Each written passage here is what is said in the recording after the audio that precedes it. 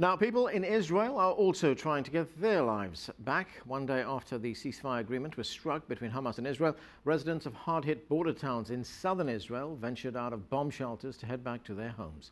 Many say despite the deal, they're not expecting a complete return to normalcy. CCTV's Stephanie Freid is in Tel Aviv. She joins us now. And Stephanie, just as we heard there from Gaza that people fear that the hostilities could start at some point, is there also a fear on the Israeli side that the rockets could resume from Gaza? Absolutely, and as my colleague Kate was saying in Gaza, normal is also a very relative term on the Israeli side of the border. For some of the southern Israel residents, rockets and mortar fire have been incoming for more than 10 years. So normal is relative to them. However, today there were signs of getting back to routine. There's no surer sign of a ceasefire than recreation. Israeli soldiers, poised for the fight 24 hours earlier, are packing it in, moving out, and heading home.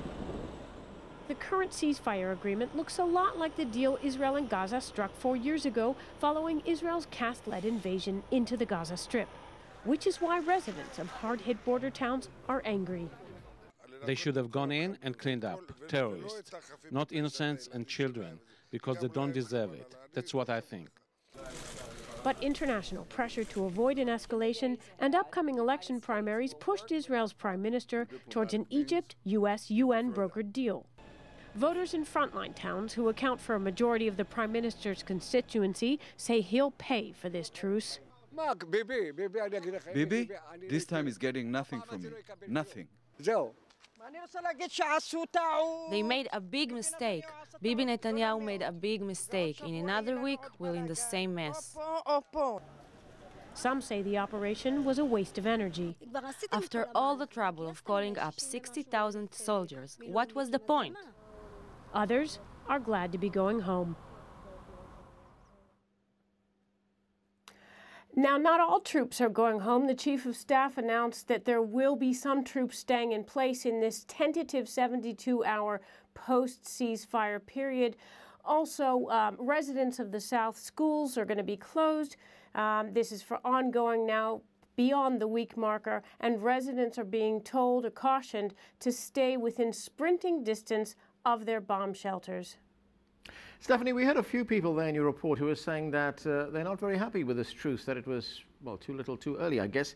But generally, what are Israelis thinking about this military campaign? Were they happy that, it didn't escalate to the point of a ground invasion, but it got to the point where there was heavy bombing of Gaza?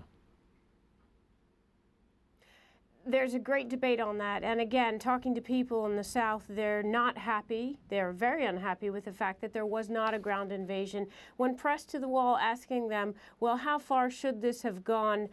Because certainly recalling the 4 years ago, the cast-led invasion, which was a ground invasion, but here we are again, so to speak, in terms of the conflict and ongoing back and forth. People really didn't have an answer. There were polls released tonight on Israeli television showing that the way the Israelis see it, 46% feel that nobody won in this conflict. 38% of the population feel that Benjamin Netanyahu, the prime minister, did a good job here. 40% are backing the defense minister on this operation, and a full 79% feel that the chief of staff did a good job in this particular campaign. People here are relieved, but again, many in the South, in these areas that are hit with the rockets and mortar fire, are not happy that there was a pullback before a ground invasion. Anand? All right, thanks. That was Stephanie Freid there in Tel Aviv.